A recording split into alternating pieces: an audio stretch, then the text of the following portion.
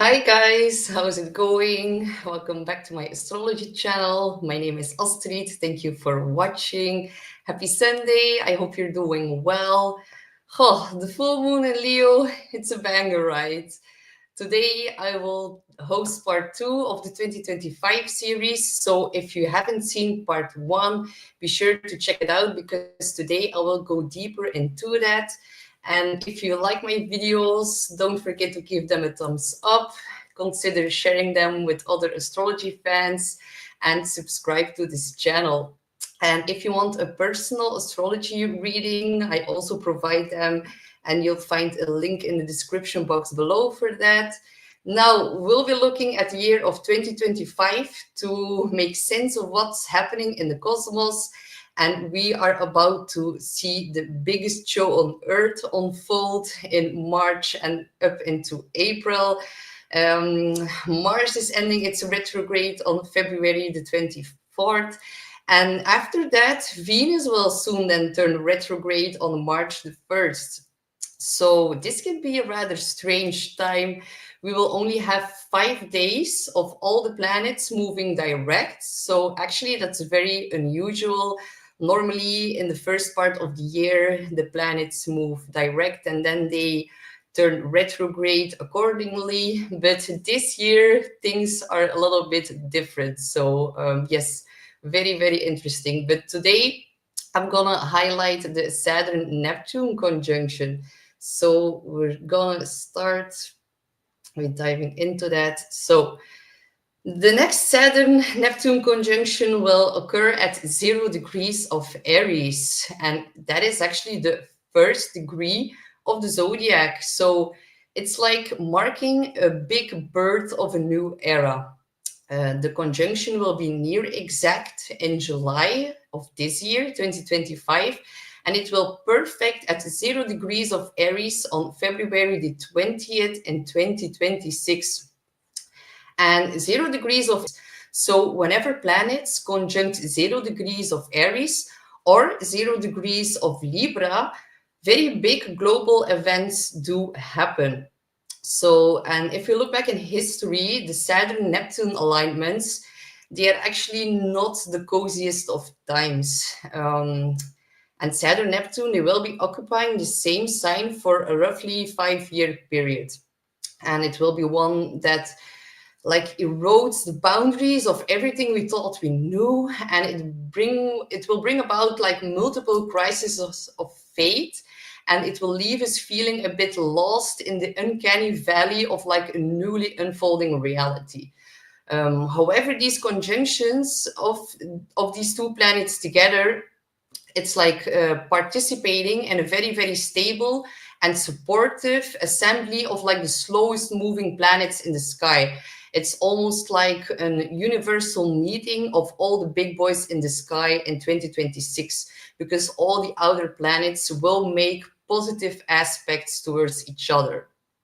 So the positive side is that the Saturn-Neptune conjunction is very, very good for creative expression, and it's like bringing in everything dreamy and spiritual into reality. So spirituality will manifest physically, and it will create like new and lasting impact. So imagination, Neptune, gets structured by Saturn. So the only thing we need to be a little bit careful for is like being careful about knowing the difference between illusions and reality, because these two are getting mixed up here. So it can be harder to really like recognize what is real and what is not. And I know the dark arts people will definitely use this energy to bring in loads of deception into reality. So if you watched part 1 of this 2025 series, you already know about the most important planetary shifts and their history. You know a bit about the new and the full moons. You know when the retrogrades are going to happen in March and April, which will be a very, very pivotal time for us on a mundane level. And you also already know a bit about the upcoming eclipses and what sign they're going to be in. And we also already briefly touched upon the Neptune North Node conjunction that is like currently playing out and causing major chaos and mayhem. Today, I will go deeper into that. And even though some things I'm gonna say might sound a little bit uncomfortable for the entire collective, Saturn-Neptune on a personal level can be highly spiritual and can also indicate like a big, big emotional release and emotional clearing in our astral bodies. Because currently they're acting or they're like transiting at the end of Pisces, which can also be very, very healing as well. So let's go explore another layer of the mysteries that are currently happening in our cosmos. And Barno says, we love Astrid, we do. I'm gonna have to watch later. Thank you. Thank you so much, Arno. I will see you later. So these are the planetary shifts that are going to happen in 2025, and it's going to be like a big initiation for humanity this year. We are really about to step into the like really important and transformative astrology of the 2020s. And it won't be for the faint of heart. I won't be helping anyone if I would say anything else. It's going to be a bit difficult, and it's going to change a lot of people how they like see the world and reality itself. So brace yourselves, but don't be scared.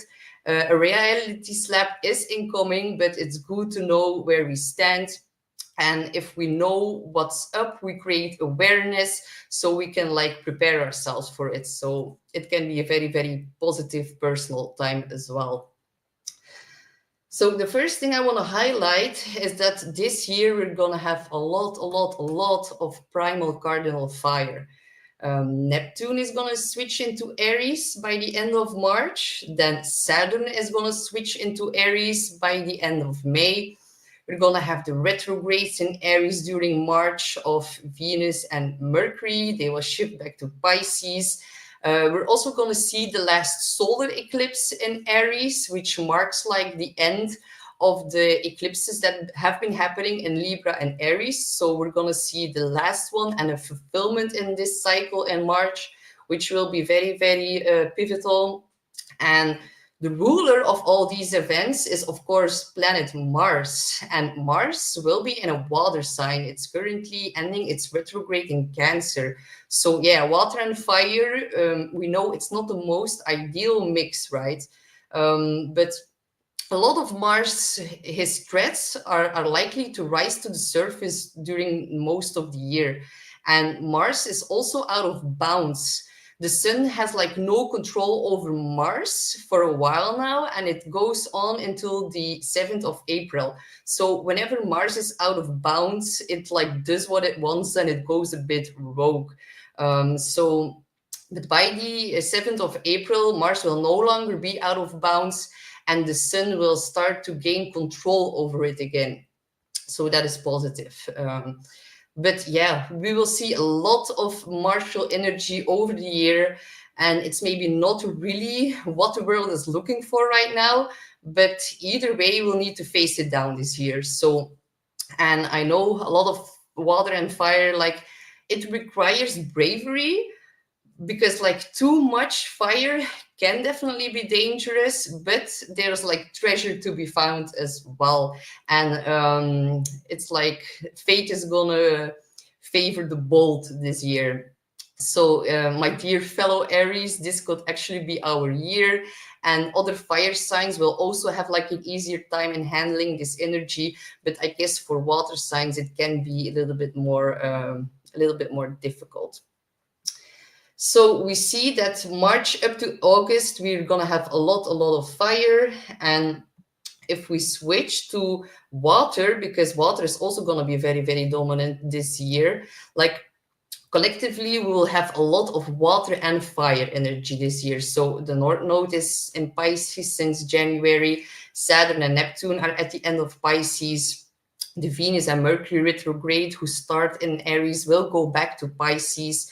We will have lunar eclipses in Pisces. So in March and April, there's like a big combination of water and fire. And after the summer, Neptune and Saturn will go back to Pisces. So they will shift into Aries, but when they are going to start their retrograde motion, they will like move and dip back into Pisces. And that can be like a rather strange time, because during the summer, we could feel like we're having a new start. In March and April, we could see like a big culmination in our personal lives. In the summer, we could feel like this new breeze coming along. And then suddenly, these planets are going to move back to Pisces in the fall, and we could feel like, oh, like I thought we had a new start, but now I need to again wrap things up. So yeah, with all this new energy into Aries, Aries is very pioneering. It is the first zodiac sign, so it's about starting new things. But in the fall, we will need to wrap things up that are going to be connected to events that are going to play out in March and April. That's about to come right now. So Pisces is the last sign of the zodiac. So with all these retrogrades that are coming up, it's like about a big re-evaluation of the past and looking within. And retrogrades automatically like embody that archetype, but because it's in the last sign of the zodiac, like it gets like a way bigger emphasis than usual. And Pisces is the most spiritual sign, and it also means like endings, culminations, surrendering, letting go. So big culminations that are going to happen during the fall as well as in March.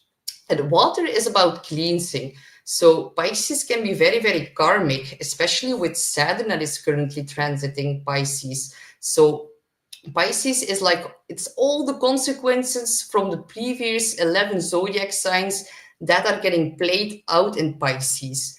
And currently Neptune is at the end of Pisces, and Neptune is the collective unconsciousness in the sign of collective unconsciousness. So yeah, it's a very big collective karma payout that we're seeing right now. So this year, a lot of people will be wrapping up things, ending like a very big phase of their life, and our world as we know it is like about to end. And Claudia says, hi Astrid, great waking up to your live notification. Thank you for your insight. Many blessings and love sent your way. Thank you so much, Claudia. I really wish you the same. So if we then look at what's about to come here in March, actually already by the end of February, because we will have like a new moon in Pisces. So I just wanted to give you like a little heads up that we're going to have a lot in water. Pisces is going to have like an easier time in dealing with this energy as it like naturally correlates to their sign. But now we will like all partake in that energy, and not everyone can deal as easily with Pisces energy. A lot of people can feel some kind of big loss. Some can also suffer a bit from loneliness or feeling a bit of isolated, especially those who are like not aware of spirituality itself. But for those who are aware of the ethereal realms, very big breakthroughs and divine intervention can take place. Whenever we have so much energy in Pisces, like miracles can happen. So this will, of course, manifest depending on the personal evolution of your soul and what aspects it makes in your personal chart. So yeah, take notice that like a lot of people will try to like hold on to the old world, even though it's like crumbling before their eyes. 2025 is a 9-year, and a 9-year is about endings. So some people who have been struggling for years can like finally complete it and release it. So this has a very positive side as well. Pisces has very high vibrations because Jupiter is the traditional ruler, and Jupiter rules optimism and hope and expansion, and like it brings in good things. And Jupiter will jump into Cancer later this year, and it will trine Pisces. So by September and October, Jupiter will make a positive aspect to the North Node in Pisces, and then to Saturn and Neptune, who are going to move back into Pisces. So that is actually positive. It can be like about rewards for work well done and like a payout of good karma.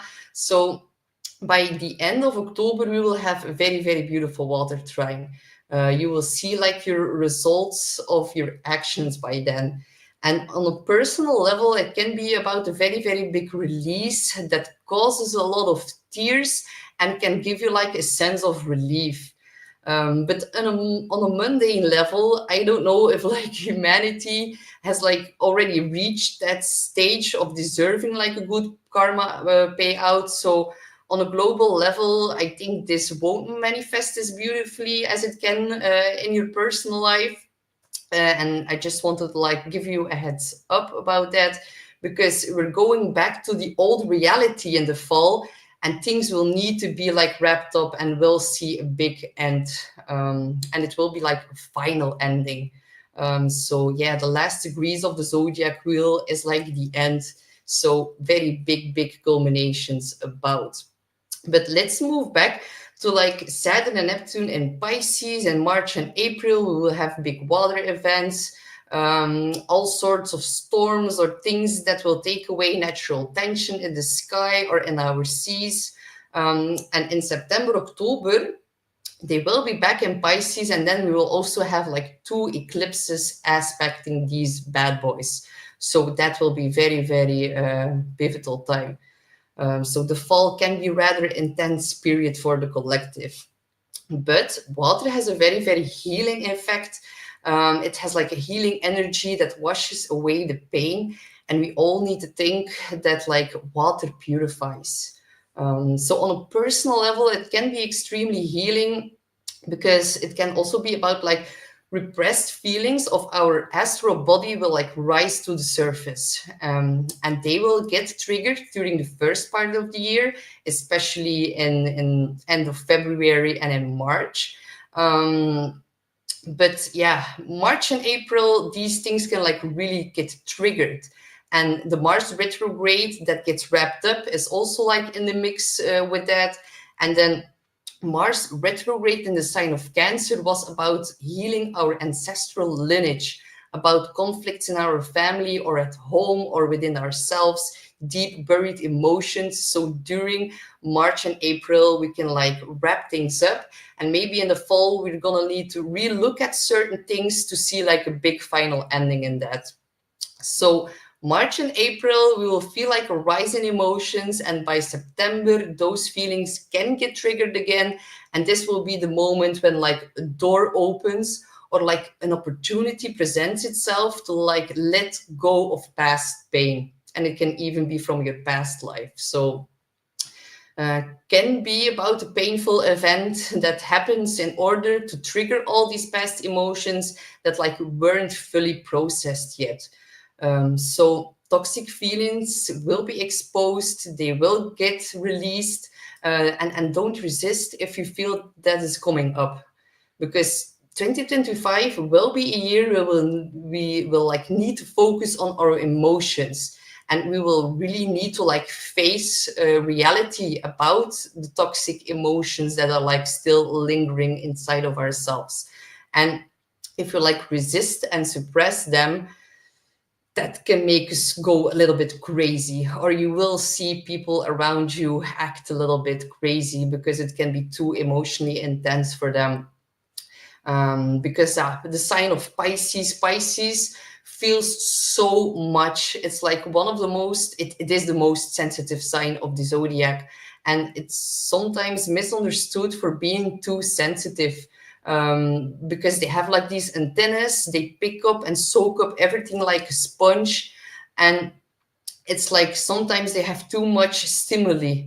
Yeah, we will know like all partake in that energy. So it's actually also normal to go a bit crazy in this society. There's so much pressure. There's like not enough time to like focus on the unseen realms. We all need to do so much. And 2025 will be a year where we will need to face our emotions, whether we like want it or not. And those who do not want that, they can go a little bit crazy for sure. I think all sorts of therapy, psychiatric hospitals, self-help courses, they will all be quickly filled this year. So allow your feelings. It is something that we're not taught in school. Be angry. If you feel like you need to cry, don't hold back.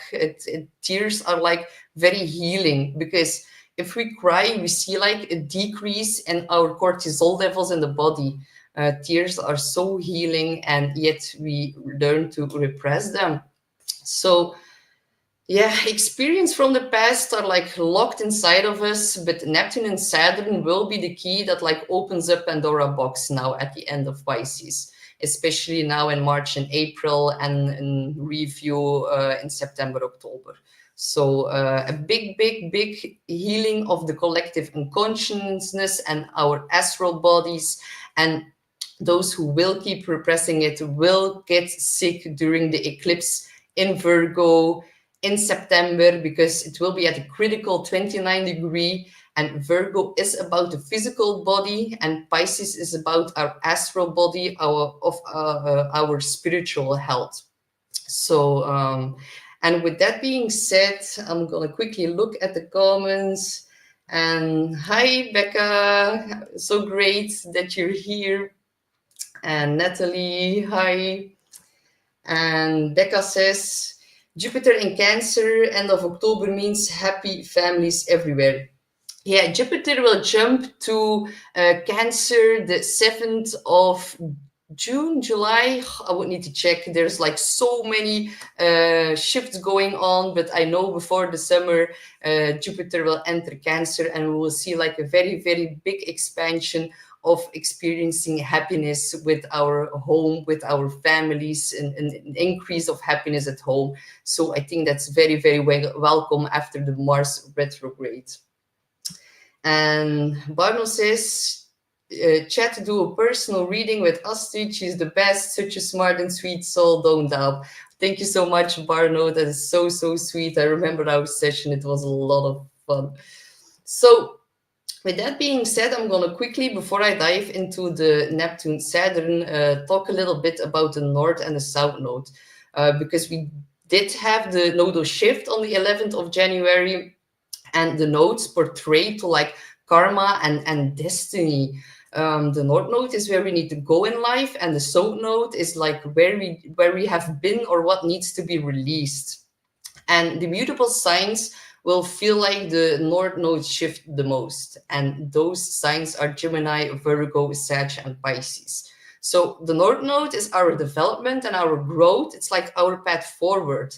And the South Node is what we need to leave behind. So the North Node in Pisces versus the South Node in Virgo. It's like spiritual growth versus the material world. And it's also our mental health versus our physical health. It's like connecting with the divine versus letting go of judgment. And I do want to be a bit careful with the word judgment, because in this new age of spiritualism, it seems like we are not allowed to judge anymore. But we need proper judgment to discern good from evil. So not to try to like escape and let everyone get away with things, because I do see that is part of Pisces, sometimes escapism and like, yeah, don't judge, it's all okay. No, sometimes it's not okay, and we need to judge in a healthy way. So the North Node brings us more of the energy of the sign that it's in, and the North Node is our destiny. It's like the South Node is what we need to focus less on. And Saturn and Neptune and the North Node will be conjunct before they move into Aries. So yeah, it's like a very big deal. We already see now Neptune on the North Node. It's causing like major deception, major chaos. People who are wearing their rose-colored glasses. But whenever Saturn is going to conjunct the North Node, that will be like a very big reality slap. And we're going to feel that happening by end of March, but all the way during April and a bit in May as well. So Pisces rules spirituality. It rules union, wholeness, compassion, understanding. It's unconditional love. But Pisces can also mean like a dissolving of boundaries. And the North Node in Pisces wants us to like really focus on a move towards unity. And the last time the nodes were in Pisces, that happened in 2006. And then we had like a very, very famous book come out, and that was like The Secret. I don't know if you know the book. It's like really worth to read. The Secret is a book about manifestation. So the law of attraction became very, very popular. Of course, it's a part of Pisces. But what also happened was Obamacare. So I do expect like big rearrangement of like our healthcare systems.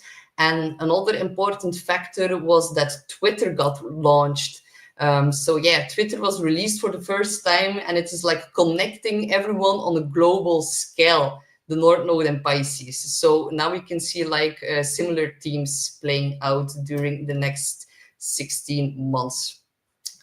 The South Node in Virgo is like saying that we need to detach ourselves from the material world. We need to create a less material perspective. It's also important to release perfectionism, because over analysis and like too much service towards others, that can create a lot of anxiety and stress in our lives. And Virgo is our physical health, Pisces mental health. So I do see a lot of health problems and a lot of emphasis on health with these nodes, especially when both of Pisces rulers, which are Jupiter and Neptune, will start to square each other, and that will happen in the middle of June. But we will see like its effect building up from the end of March already. So the events that are going to play out in March and April, May will trigger a lot of people to relapse, because Pisces does rules drugs and like escapism and wanting to be like in another realm. And you can do that by different types of meaning. That like people will want to like escape, and we will see a lot of people fall into their self-sabotaging behavior and into their old patterns, which is also connected to Pisces. So it will be very, very hard to escape reality, and like no substance will fix your feelings during this time. So I do expect a lot of like an uprise and everything that like conceals our feelings, and a big rise in escapism as well. But it won't work this time. So I think a lot of people will overdo it and will take too much of it.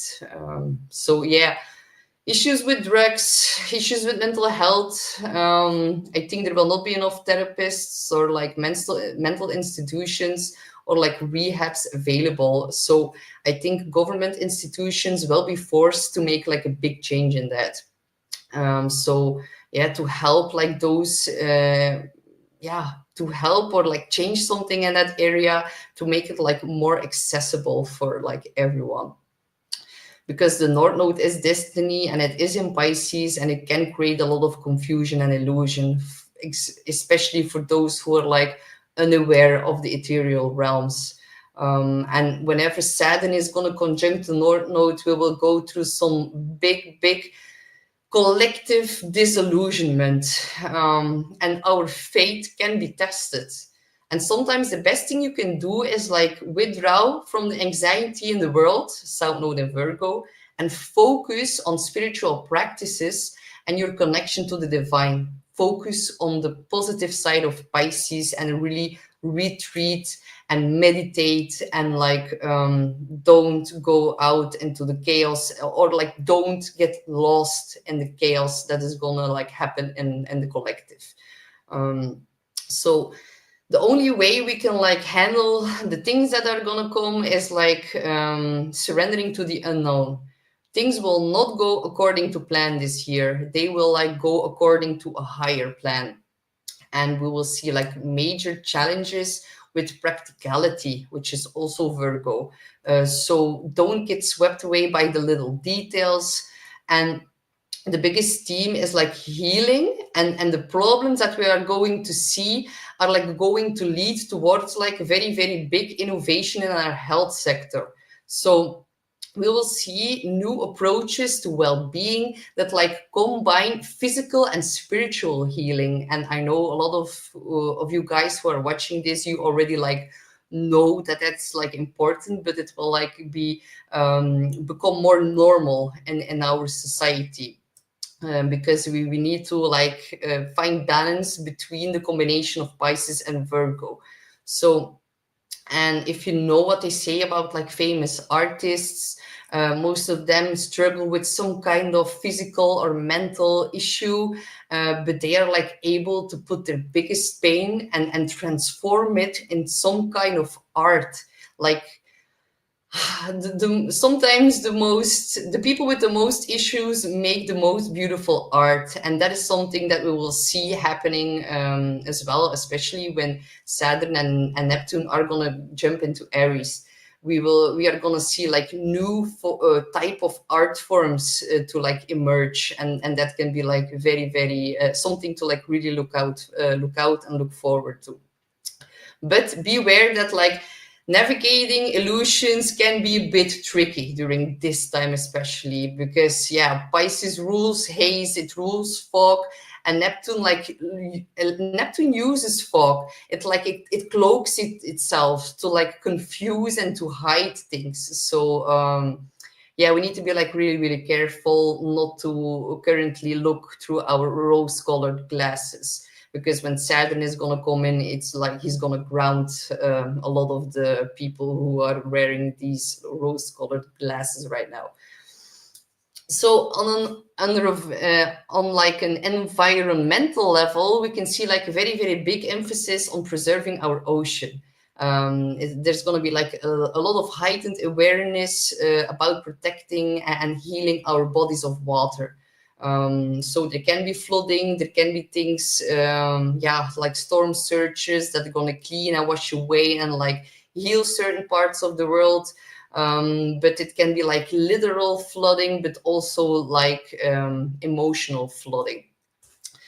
So yeah, like the overall conclusion about the North Node right now is like, yeah, normalize feeling lost as a part of the experience and not as a failure. Fear of failure is the South Node in Virgo, and that is what we need to let go of. So meditation, hypnosis, self-reflection are all going to be like very, very important tools to like learn how to navigate this energy over the next few months. So yeah, if we like all rewire our subconscious to like get rid of these blocks and to like free ourselves from our own imposed prison. Like Neptune, and this is the beautiful side, Neptune can like really dissolve its boundaries from like our own imposed jail that we create ourselves. And with these nodes, we will also learn that nobody is perfect. We really need to like let go of being too detail oriented, too organized, over analyzing, and like being too critical, and especially on ourselves. So, and for those who already struggle a bit with their digestive system, like Virgo wants us to eat healthy and take in food for our well-being instead for our pleasure, because like eating out of pleasure, that is Taurus, but eating to like remain healthy is Virgo. So we will also need to let go of our overeating, emotional eating, and being too strict on ourselves. So before we dive into the Neptune North Node, Neptune Saturn conjunction, I quickly want to touch upon the last eclipse in Aries, because yeah, we will have this planetary mashup and end of February and March. But yeah, on top of that, we will have the last solar eclipse in Aries, which is like triggering a lot of important countries and also world leaders their chart. And I've talked about it in part 1, but I quickly want to like highlight it again, because YouTube doesn't push my pre-recorded videos, and it is like very, very important to like really give you info about this last solar eclipse in Aries. And I also want to mention something that I like didn't include in my previous part.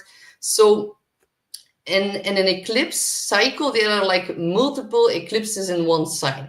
And this will be like the last eclipse in the sign of Aries. And during previous eclipse cycles in Aries and Libra, the last eclipse in Aries always has been tied to some important developments in Germany as well. So if you look back at historic cycles of the last eclipse in Aries, we see that Germany is always included in some kind of war, because like in 2007, we saw that Germany deployed aircrafts to Afghanistan. Then the eclipse cycle before that, we had like the Berlin Wall that fell. Then we also had like the Treaty of Warsaw, with Poland accepting its border. And like we also had like an East German uprising. And if we go all the way back to 1935, then we saw that like Hitler announces its rearmament as well. So there's always some kind of important happening in Germany that connects to some kind of war or some kind of deployment of troops. So I just like wanted to also give this, if people who are living in Germany are also watching. So in part 1 of my 2025 series, I also talked about NATO and its possibility of mobilizing troops. And I also looked at Trump's chart, and this eclipse does fall in his 8th house of intensity and of crisis, but it's also gonna hit important charts like Russia, China, Taiwan, Iran, and all the hits are pretty significant. So I will take like a deep dive into all these charts when I do my video about solar eclipse in Aries. But I wanted to give you like a heads up before all of this, because this will like all play out in April, all the way up to 6 months after that. So with all of that being said, we can now start looking at the Saturn-Neptune conjunction, because it is very, very important. And actually, they're gonna be conjunct all year. So this will be the strongest signature of 2025. And it's only gonna be in February 2026 when the exact conjunction is gonna take place. And that will be at the world point axis, the very, very, very first degree of our zodiac wheel. So very, very global implications by this conjunction. And they have like never met at this exact degree in recorded human history. So this is actually pretty huge. Something totally new is coming. And with Neptune, we do not know the full story just yet. We can like not even imagine it right now, but they will be close around the middle of July. And if we look at the chart, we can see here in the week of the 12th until the 20th, they're going to be like somewhat 13 minutes away from each other. So very, very, very close.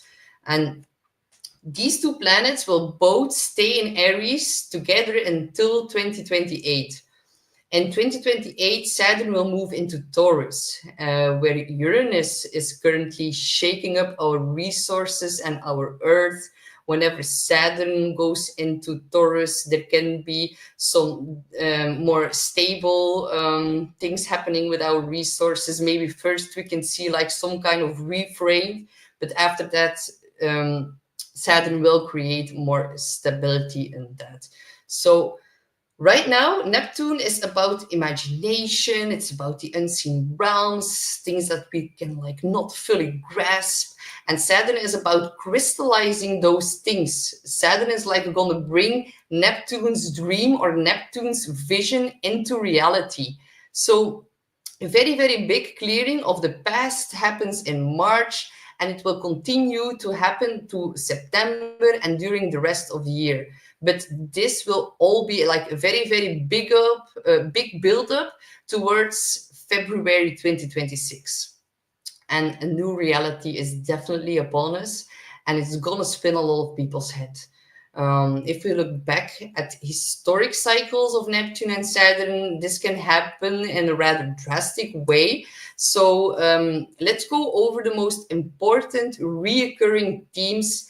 And the first big theme is UFOs. So it is one of the biggest topics in history with Saturn-Neptune conjunctions. It's about nuclear weapons, it's about UFO sightings, flying sorcerers, and I do expect like full disclosure about what's going on with like these mystery sightings that we're dealing with right now, and especially in January, the drones, the orbs, because nuclear weapons and UFOs are like closely intertwined, and they always come up with a Saturn-Neptune conjunction. So, and I personally think that these drones or flying sorcerers are like some kind of advanced technological device, and especially the drones are from like the military to like examine these mystical orbs that we're seeing in our sky.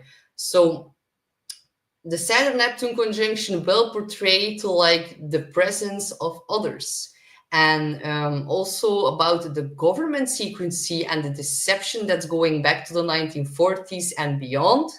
And also it's gonna like highlight the existence of advanced technology that has been hidden from our view, and it's also gonna be related to like our physics. And I think about like 0 point energy and like the warping of time and space, because I do know that there's like a whole model of physics being hidden from our view, and there's gonna be like a whole new paradigm about physics, and it's like about to get unlocked. So and I mean like unlocked for the collective, because probably it has already been like unlocked for many decades, but now during this conjunction, it's going to become way more mainstream. And if we look at 1952, we saw the flying sorcerers over the White House in Washington during a Saturn-Neptune conjunction. Another thing was also Project Blue Book. It was like the US Air Force that started to like investigate these UFOs. And during that time, we also had like the MK Ultra project. It's like a CIA mind control project. And it was like a human experimentation program. And they like used drugs during interrogations to like weaken individuals and like force confessions through like brainwashing and psychological torture. And like Saturn is about what's real, and like Neptune is about what's illusionary, and it's about imagination. It's like about the true and the false. So it's like truth mixed in with deception, and it's like very, very hard to figure out what's really going on. Just like what we've been like seeing, and what's like been going on with these mystery sightings as well. So then 2025, 2026, will Project Blue Beam be the next? And like, I'm not gonna say it will happen, but there's definitely like an astrological potential for it to happen. And like, it's definitely gonna rise up in like March and April in 2026. But 2025 can be a build up towards that. And we know they're like capable of using holograms, which will also be a very, very big theme in the upcoming years. And we already know holograms are like a very, very hot topic. And the question is like, will they use this to mislead us and to try to distort the real meaning behind it all? I think it is definitely possible. Then Mars, yeah, another big topic with these two bad guys or bad boys is going to be civilizations on other planets, especially Mars, because Mars belongs to Aries, and we have like a ton of martial energy this year. So and Mars is the planet of war, so I don't really understand why certain people would want to go live there, but hey, for me it's all good. But this year especially, we can see like big breakthroughs in that, or at least they're about to pretend to have like big breakthroughs in that, and that will be like a major hot topic, planet Mars. So the first big hot topic: extraterrestrial life, breakaway civilizations, planet Mars, UFOs, and nuclear weapons.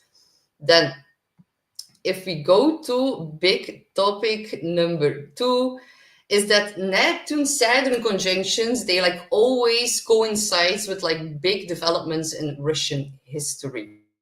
So yeah, if we look back at other conjunctions, we saw in 1917 the Russian Revolution, Stalin's death was under a conjunction, the Berlin Wall came up and fell under a conjunction, St. Petersburg was founded in 1703 under a conjunction.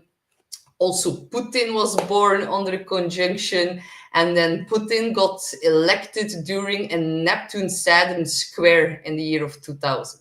So it also portrays like big world leaders, because John F. Kennedy, Saturn-Neptune conjunction in the 10th house of authority. Then Franklin D. Roosevelt, he also has a Neptune-Saturn conjunction. So does Abraham Lincoln. So does Angela Merkel. So 1952, for a lot of world leaders, it was like their year of birth. So including Putin and Jinping. So the current world order was like born at that time, you might say. So this time, another world leader will definitely be born. And those who are gonna born now under like the upcoming conjunction in Aries, they will like carry a strong potential to like assume very big leadership positions, because it's in the sign of Aries.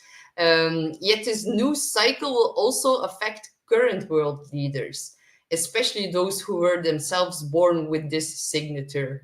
So the recurrence of Saturn-Neptune aspects promises to be like a critical time for testing their resilience, their integrity, and how they appear as role models. So in Russian history, it's also always about like a big redefinition of the boundaries of Russia. I also know a ceasefire is imminent.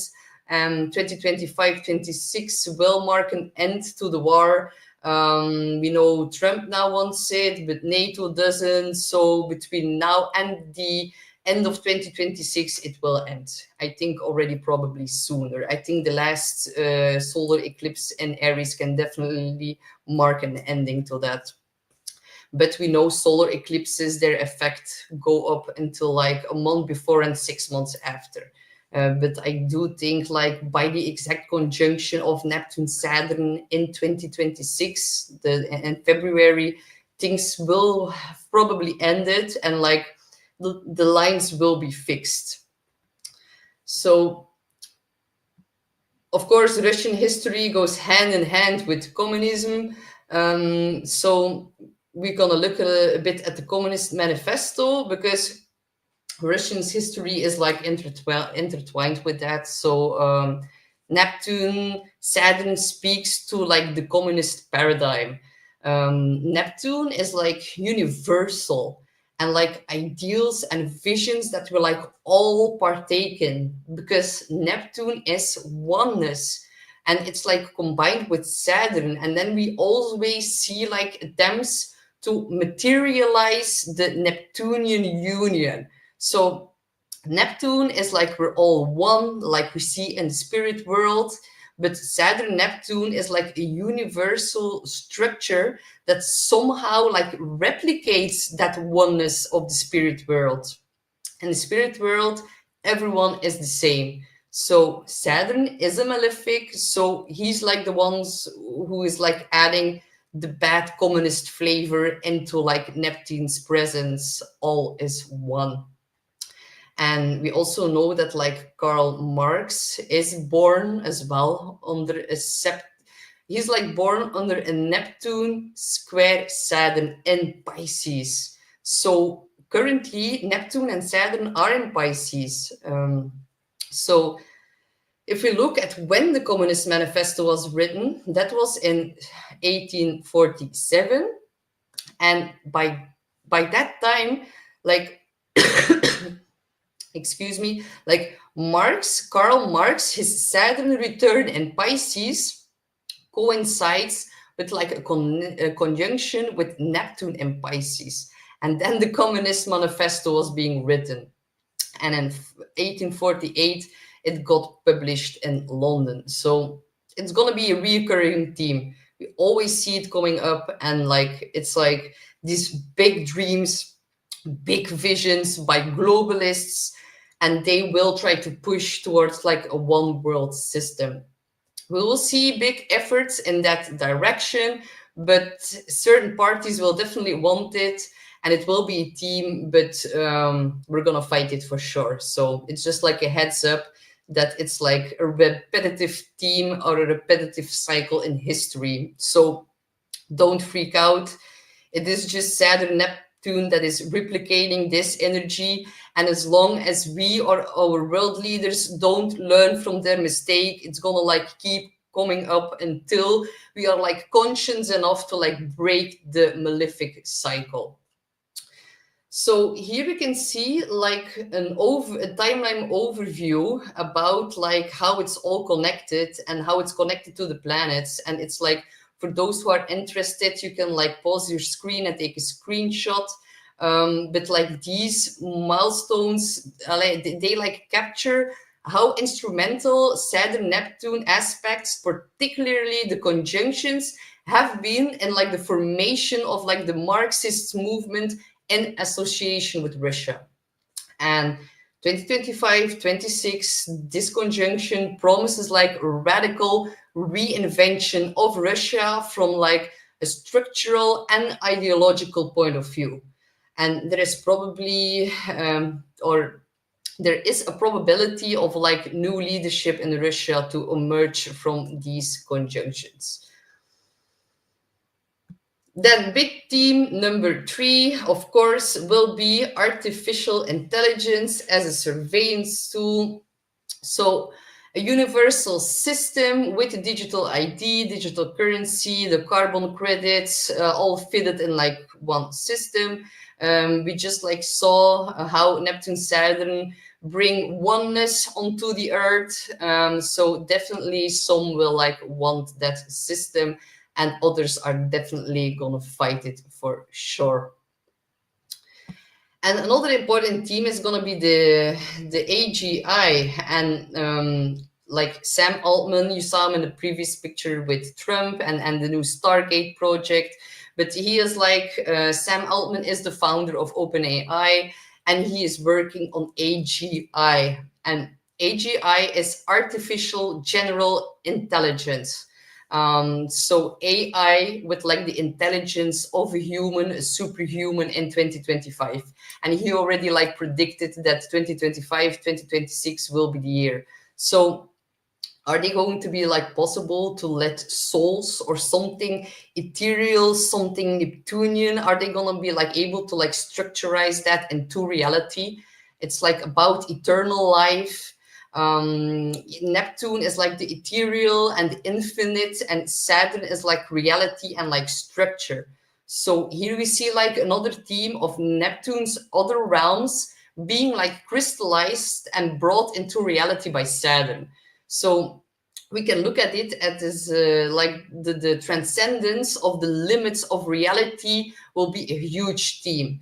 So merging humans with robots, transhumanism, it is something that we're gonna have to be careful for, and definitely gonna be like a very, very big theme this year. And we're gonna see like a split into people who are gonna be happy to put in a chip in their brain, and others who are gonna do everything to like make people aware of it.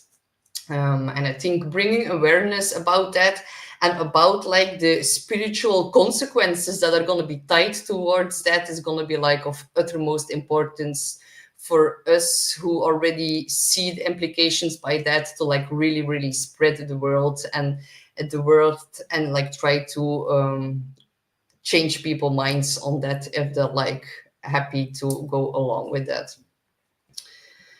So the last biggest theme is gonna be disease, and I don't really want to like mention it because I don't want to like manifest it, but I feel like I need to because it's also one of the things that we have seen playing out in history. So yeah, Neptune, Saturn together can be losses or separation through deception, or like things of a long duration. That can be sickness, that can be like weird diseases or like pestilence or like chronic conditions as well. And we have seen plagues playing out with the Saturn-Neptune conjunction. So yeah, epidemics, pandemics, plagues. In 1917, we saw the Spanish flu. So I would actually not be surprised to see like a new pandemic to really push and start like their one global digital system. Here in Belgium, our Minister of Health is talking about closing hospitals during the night. Yeah, they're like mentally insane, and the mental state of our world leaders will also become very, very obvious during the next 2 years. And I also think it will not be airborne like we saw with our last pandemic. I think it can be connected if something happens, and I'm not saying it will because I don't want to manifest it, but there is a possibility of like contaminated water with all these last degrees of Pisces, or maybe it's gonna be by touching each other. That can also be a possibility, but I'm not gonna go too deep in this because I don't want to create this as a possibility, but I feel like I do need to mention as well, especially because our node and our node and our south node are in Pisces and Virgo in the health axis right now. So yeah, the biggest topics: UFO, technological advancements that were hidden, Russia's history, communism, AI, and disease. So if we then now look at the chart, this is when it's going to come very, very close during the summer.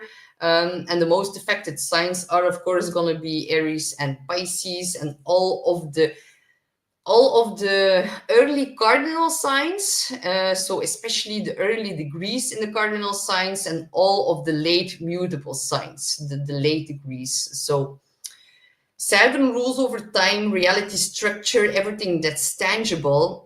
And this energy gets combined with Neptune, which also rules over spirituality, our dreams, the unseen realm, the astral realm, the intangible, but also illusions, deceptions, our mental health. So yeah, Neptune that's always a bit tricky, to be honest. But this conjunction really brings situations where collective ideals and ideologies are implemented in practical form. So Saturn, we cannot forget that Saturn is the great malefic, and it's going to be in fall in Aries.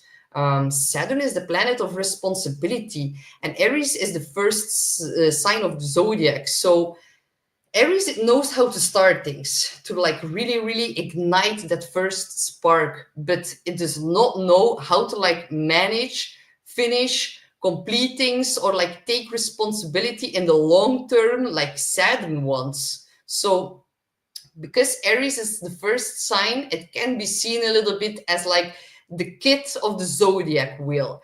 And Saturn is like the strict grandfather that manages everything and that like wants to teach the little kids. And you can like already start to sense how this combination of energy is not that great, because like kids are not here to be the manager, right? So yeah, it's like giving a lot of responsibility to a child and like hoping it will be like able to manage and handle everything like adults do. So there will be like a collective team of having to grow up. And yeah, the kids are gonna be in school, and I'm talking about like every age, just like to be clear. I'm not relating to our kids. I'm not relating especially to the zodiac sign of Aries. It is like a collective team. I'm also especially talking about like our grown-ups who like still act like a kid. And I've been noticing that a lot of people don't really act their age these days anymore, especially since the rise of social media. So many grown-ups posting like stupid things online, but luckily their kids, they always like, kids do always the opposite of their parents, because they're like embarrassed by them. So I do think we will start to notice like a big shift in that as well in the upcoming years, and especially 2 years. Um, so yeah, Awaken with GP. I love this guy so much. He is so cool. If you don't know him, you really, really need to check him out. Yeah, like Neptune is the planet of spirituality, and Saturn is the planet of karma. So this whole new age movement is going to be up for a very, very big review. All the gurus, mediums, psychics, or other types of spiritual leaders that like weren't fully transparent or like used some kind of deception will face major karmic repercussions. So think about false messiahs, fake gurus. Yeah, that's gonna be like very wild. All the life coaches whose life is falling apart will be exposed.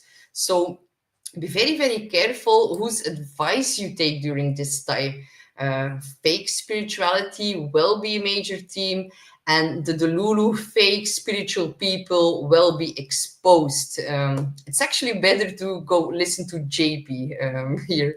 But the good news is, because a conjunction always tends to work out in multiple ways, and the good news is that those who did use their gifts in a good and transparent way will be able to make like the intangible more tangible right now. So I do predict that we will see some kind of physical manifestation of spirit during these times, because we have also seen that in the past. And I really think a very, very big global event will like show us that spirit and the unseen realm is real. So there's higher consciousness in all of us, and that will be made very, very clear over the next 2 years. The homelessness crisis, or the drugs and the fentanyl crisis, yeah, because now currently Neptune in combination with the North Node in Pisces, and Saturn closing in on Neptune, there's like no escaping anymore. Not any type of substance, no alcohol, nor no drugs, or nothing where you're addicted about will give you like some sort of relief. That is like completely over right now. And people are gonna relapse, bad habits from the past gonna get back up again. So yeah, here we see a picture of Kensington, Philadelphia, and the fentanyl crisis, the homelessness people, and Neptune and Pisces, they rule the underdog. They rule the homeless, the addicts, like people who are in need of help. So this will be highlighted in a very, very big way. We already saw so much happening with the USA, so it will continue to be a big theme for sure. And Neptune is compassion, and Saturn has a blocking and limiting effect. It has a refraining influence on Neptune. So we will see like events happening on like a global scale where there's not gonna be like any compassion for certain big groups of people, especially now that Pluto is an Aquarius as well. So yeah, I do see that like it's gonna be difficult to help everyone out there, because Aquarius is about humanitarianism, and that will also see like we will also see like its darker threats of that coming up now that's Pluto in Aquarius.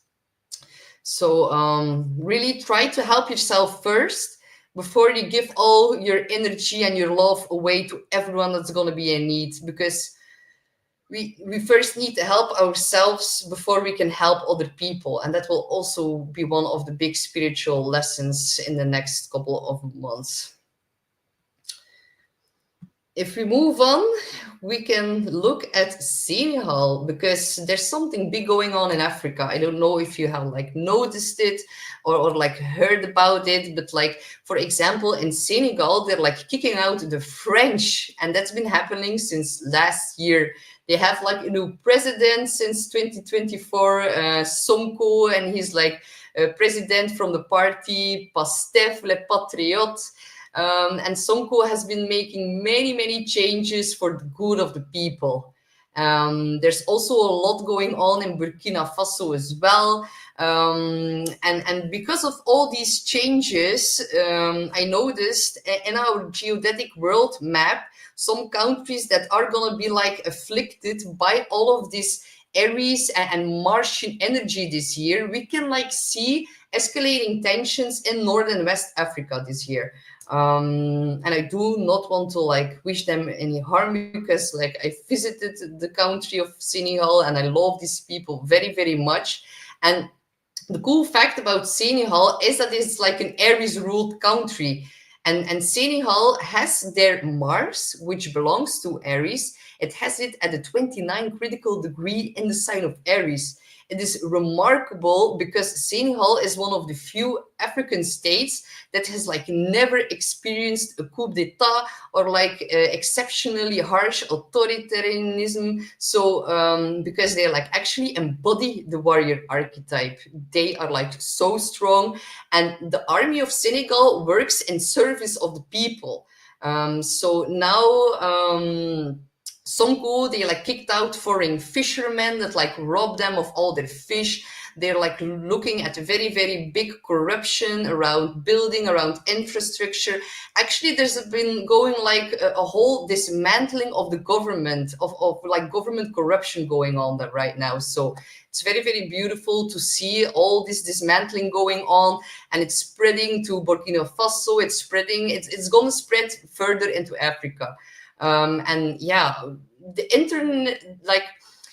interest of the colonists must go, and self-reliance is connected to Aries. So Neptune and Saturn in Aries will force people to be more real, to be more outspoken, to be more direct, to like come out of the gray area where everything is like lingering. It's like it is going to teach us like how to reclaim our inner power. And that is like a great lesson I learned in Senegal, because Aries is like primal cardinal fire. And I saw it in the intuition and in the eyes of the Senegalese people that I've met. Their intuition is so strongly developed. They're like such a strong people, and they're like the most sweet loving people that I've like ever met, but they won't allow any bullshit. So I hope this energy in primal fire will force people to be like more open, to be more outspoken, and to be like direct.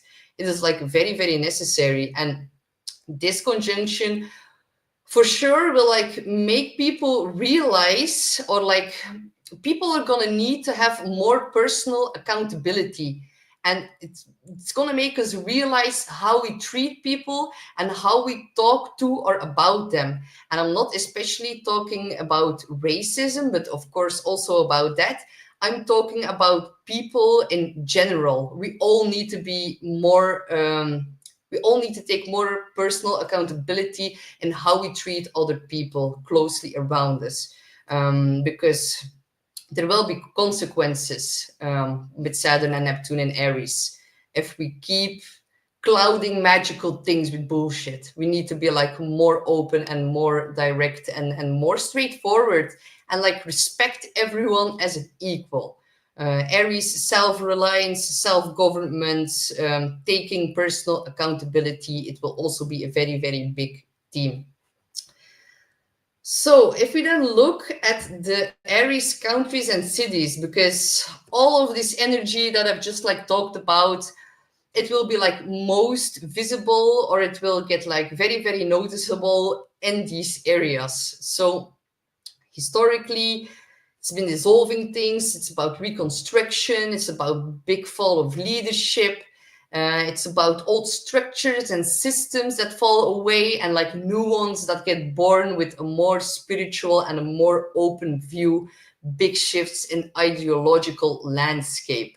And with Neptune Saturn, we always see like huge cultural and political shifts. And the last time it happened, it was in 89 until 1919. And then there was like a huge democratic movement in Eastern Europe. There was like a very, very big reform of the government structures in countries that were related to Capricorn, because the last conjunction happened in Capricorn. And Capricorn relates to cold countries.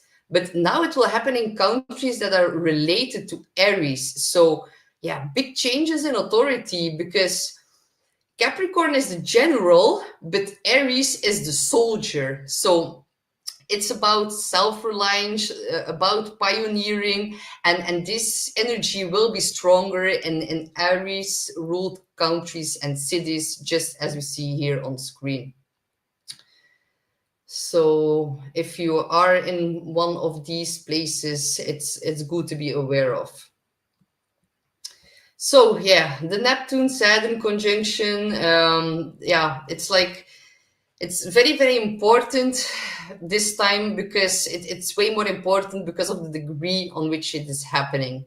Yeah, Neptune in Aries, end of March, the 30th of March, Saturn in Aries, 24th, 25th of May. They will both be in Aries by the end of May. So this summer will be a sneak peek into what's going to happen next year. Near exact in July, retrograde back to Pisces during the fall. Exact conjunction happens in February 2026. And here we see the exact conjunction happening. So yeah, 0 degrees Aries. So let's look back in history when the last Neptune-Saturn conjunction took place in the sign of Aries. That was like closest to the 0 degree, because it is like a big deal.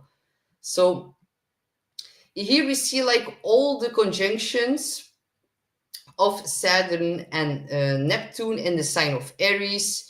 So yeah, we actually need to look at the first decan of Aries, and maybe I'm gonna first explain it, because if we look at the astrological decans, every 10 degrees has another manifestation. So if this is like a little bit complicated, don't worry, this is like a deeper layer of astrology. So every sign, if you divide it in 3, each 10 degrees has a different decan. So we need to look at the Neptune-Saturn conjunctions, which happened in the first decan of the sign of Aries, because that like replicates to Mars, and that will show us like the most the best like energy that is going to see like a replication again right now.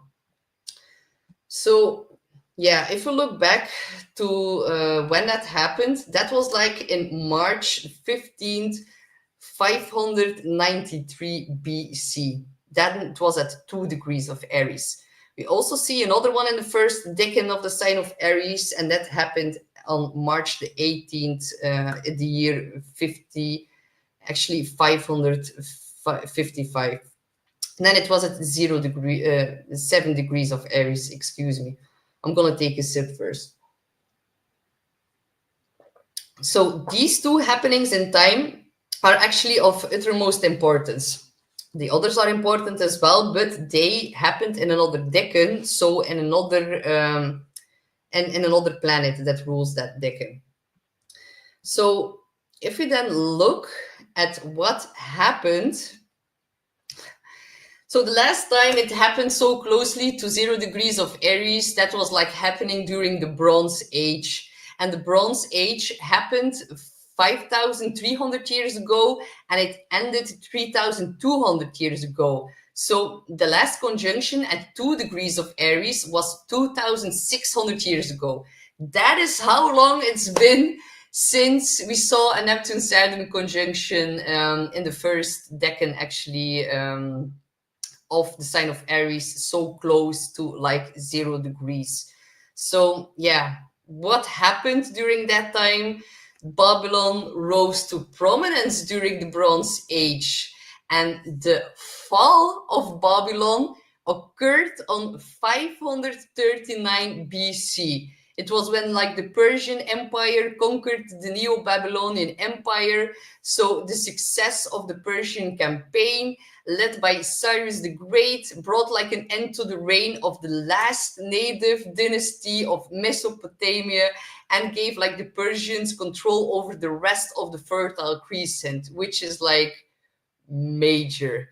And if you look back at the last conjunction at the second degree, that was actually at the Taurus degree. So in 500 BC, it was on a Taurus degree. So it was about wealth, forest, trees, food, luxuries, earth, like all things Venusian and all Taurus related themes.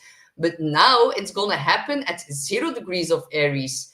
And 0 degrees is like the most potent degree of the zodiac. It's on the world axis, so very, very big global events. And 0 degrees marks the beginning of a new cycle. It's like starting all over with like relation to planetary energies and its meaning. 0 degrees is like a critical degree and has like infinite potential. So yeah, according to like mainstream history, which I of course don't fully believe, yeah. So the Bronze Age was like a historical turning point for humanity, and the Babylonians also made like many advances in technology.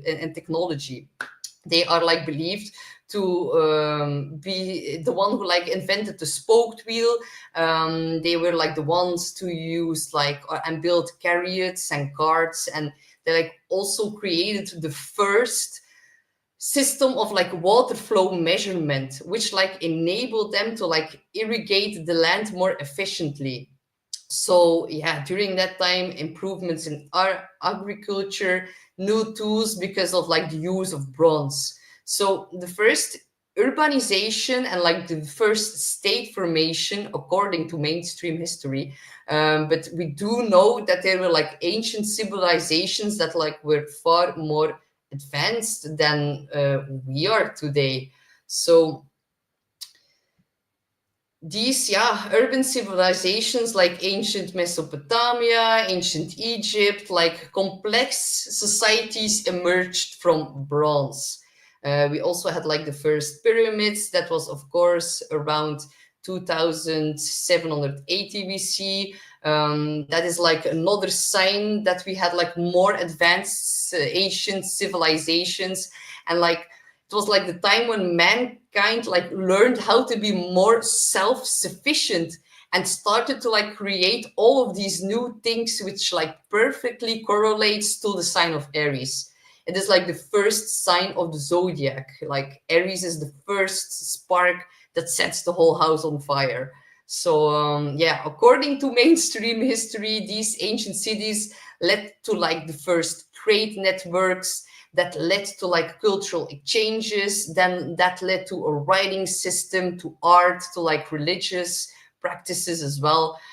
So yeah, the first royal empires that like led to control over resources and people who gained control over valuable resources like king, priests, elites. So we saw the first hierarchy, the development of social classes, and I do believe there were civilizations before them, but it's like a whole other story. But like we do know that during the Bronze Age, it was the start of warfare. Yeah, like the moment they started creating modern day warfare, because with bronze they could make weapons. So the first great military arose. And yeah, I can like see it as the moment it went a bit wrong. So yeah, big shifts today and modern day warfare, and Uranus that's gonna switch into Gemini, and Pluto that is currently in Aquarius will put another big infinite emphasis on that. So that all happened during the Bronze Age, and by like the first recorded Neptune-Saturn conjunction in Aries, in the first decan of Aries, which is Mars ruled, So yeah, that was like the first.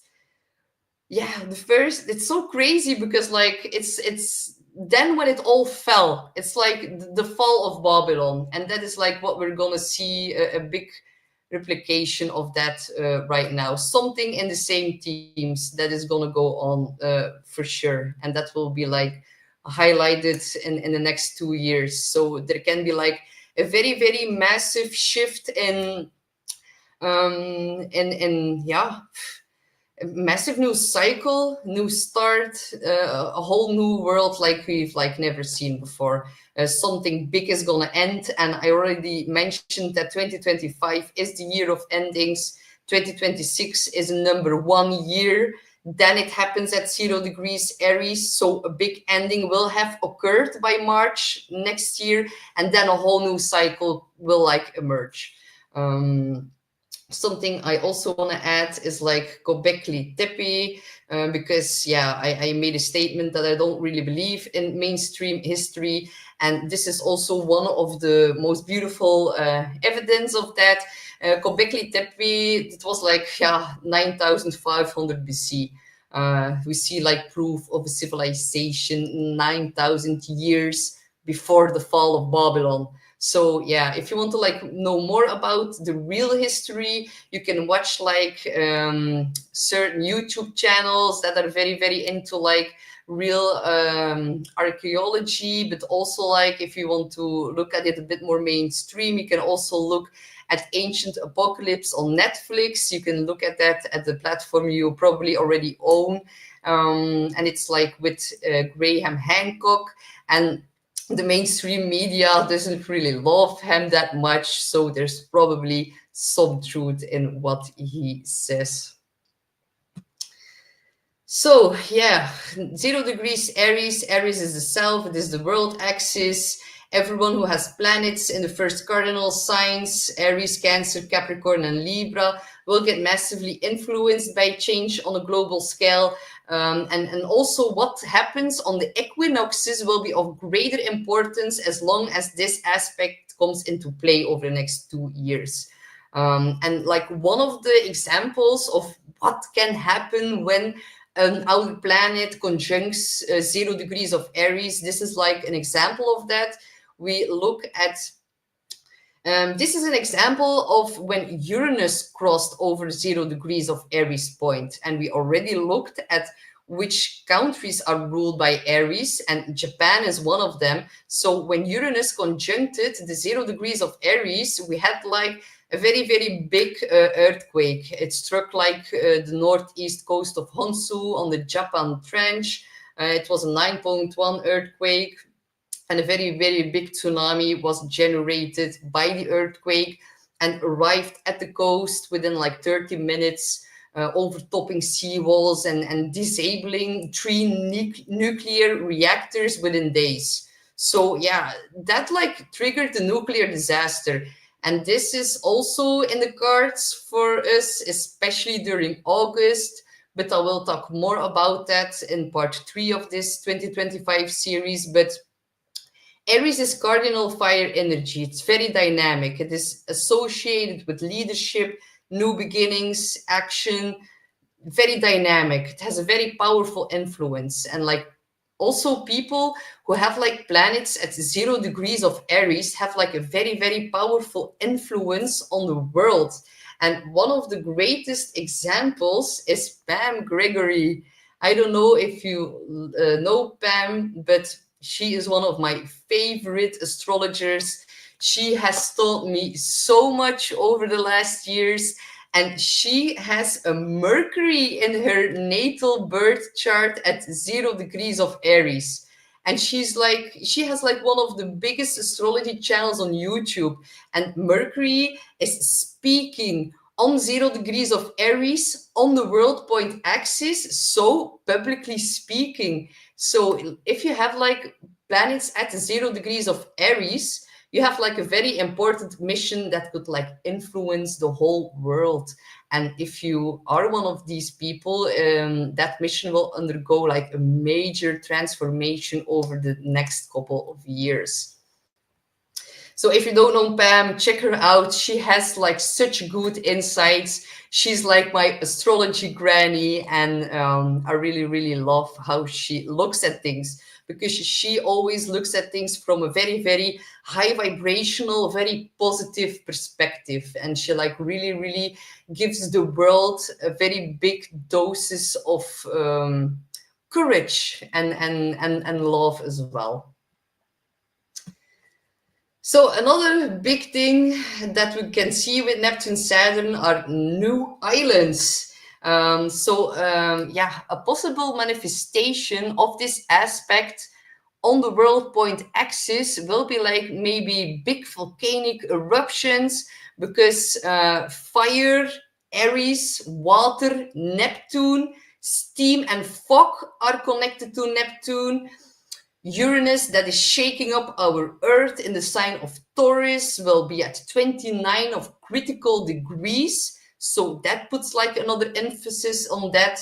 And the middle of June will be important for weather events, but also March next year. But like, look at it as like explosions with fire that get like extinguished by water, Neptune, and create some new form or structure above land, Saturn. So yeah, I think new islands rising from the sea, steam, fog, Neptune, lava, Aries, new structure, Saturn. And I also want to like add that, like, yeah, water puts out the flame, literally and figuratively speaking. So be mindful to not get too consumed by like the heaviness of Pisces, and be careful that it like doesn't put out your inner Aries flame. Take care of your inner flame, protect it this year. Things could take on a bigger proportion this year than what we're like normally used to, or what we've like already seen in our current lifetime. So yeah, be mindful. Just know that it's the astrological planets that are doing their destined work, and that it's all like for our good, for cleansing in humanity, for like making us more spiritually aware. So try to maybe don't take things too seriously this year. Saturn and Aries, things might get very, very heavy. Try to like know that it's like a temporary time, and it will pass, and it will like create a whole new structure. So okay guys, like we're almost there. I will end this presentation by like quickly looking at the US Sibley chart for the people of America, but it's like important for all the people, because it will have like consequences for each and every one of us, what's going to happen in the chart. And like we're also gonna close things off with like the chart, looking at the chart of like the Federal Reserve Bank. So if you look at the US Sibley chart, the US Sibley chart is like the chart of America. We can see the Saturn-Neptune is going to take place at the bottom of the chart, which is actually the EC, which is like the base. It is the foundation. And the EC is located in 1 degree of Aries. So Neptune-Saturn is on this important place in the chart of the US. So we will look at Saturn in the 4th house. This brings like obstacles and difficulties to the government, because it's opposite the MC, which rules government. So it's about the affairs of the nation that will not proceed very smoothly. It can cause also bad weather for crops, and yeah, an adverse aspect for agricultural matters, problems with mining, drilling, earthquakes, and it actually depreciates like the value of the land. It can also disturb property. And if it's afflicted, the evil is very considerably increased, which is actually the case. So, and then if we look at Neptune in the 4th house or on the EC, Neptune, it has always like a doubtful influence, but like being malefic with Saturn will cause like trouble in all the 4th house matters. 4th house, home, land, borders, all these things. The EC is actually also the border. I forgot to mention that. But it's also like, yeah, it's a reference to like socialistic agitation, but also like, yeah, especially socialistic agitation and respect to like taxation of landlords. And it's also like, yeah, if it's afflicted, it will cause like considerable trouble to the government, which is like noted in this old book as well, which are in my notes here. So not very, very good placement, especially not squaring Venus and Jupiter, and later it's gonna square the Sun. The ego, the shining, the vitality of world leaders as well later during the transition here from Saturn into the fourth house, which will happen summer 2026. So yeah, and like the weird thing is that I saw like a synchronicity. So if we I'm sorry, so many people have like colds here around me, but I saw an important synchronicity, and it's in regards to Trump, because Trump currently is dealing, or is about to deal with the Saturn square Sun. Whenever Saturn squares Sun, it refrains your vitality. It is past karmic consequences that are going to catch up. It is like if you have it in transit in your chart, it is a time of difficulties and slow move progress and like karma payouts from the past. And like you're shining, your ego gets like tampered a bit by Saturn. And it's for everyone. Everyone has this transit once and more in their life, but now it's going to happen for Trump. And if we look at the US Sibley chart, Saturn in next summer will make a square to the Sun in the US Sibley chart. So I see like a reoccurrence of the same aspect. In the US Sibley chart, it portrays two world leaders, the Sun of the chart, the boss of the US. So yeah. Not looking good. I will go deeper into that, but I will end this presentation with looking at the Federal Reserve Bank.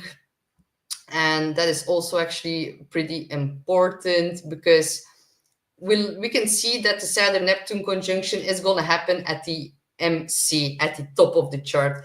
Whatever happens at the top of the chart of such a important institution will have like major global or public consequences. So Neptune can dissolve things. Saturn puts pressure, and it happens at such a key point. It's like its role in the world. So it's also about people who run the Federal Reserve. So what I see here in the chart is like a big financial reset is incoming. While that's happening, we see that it squares the Sun, it squares Pluto.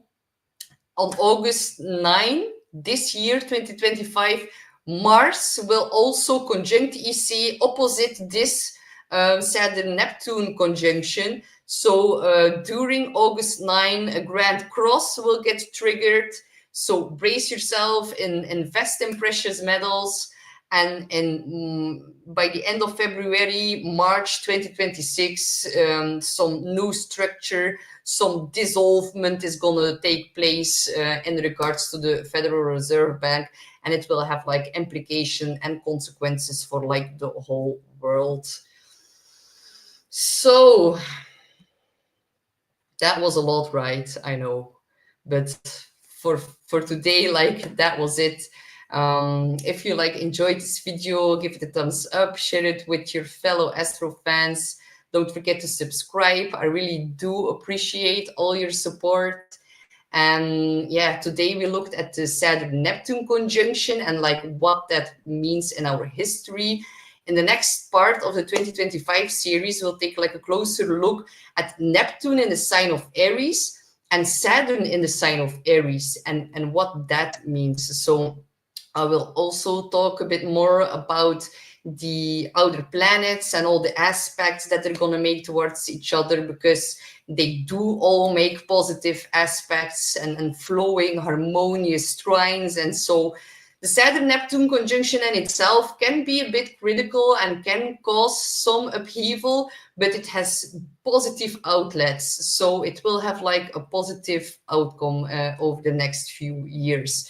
So I'm looking forward to sharing some more astrological insights with you guys. And if you have questions, feel free to like drop them in the comments below, and I'll quickly look at the comments. Natalie says, whiskey drinker says, money, honey, that's what we love. Yeah, well, everyone, it's important. It's like we need to have money to pay our bills. So that is just reality. We cannot make trade with like things we found on the beach. Like back in the day, it was like this. We found like seashells, and that was like our things to trade. So yeah, that would have been more easy for sure. And Natalie says, very interesting. Thank you so much, Natalie, for following along. And Tin Pig says, such great guidance and insight. Thank you so much. Thank you so much, Tim Pig, for following along. I'll see you next time. And Whiskey Drinker asks me, snakker du norsk? And he's asking, do you speak Norwegian? And nee, ik snakker norsk, because I am from Belgium. I do not speak Norwegian, but I do think it's a very interesting language. So thank you, Whiskey Drinker. Thank you, everyone, for following along, and I will see you next time. Bye-bye, beautiful people.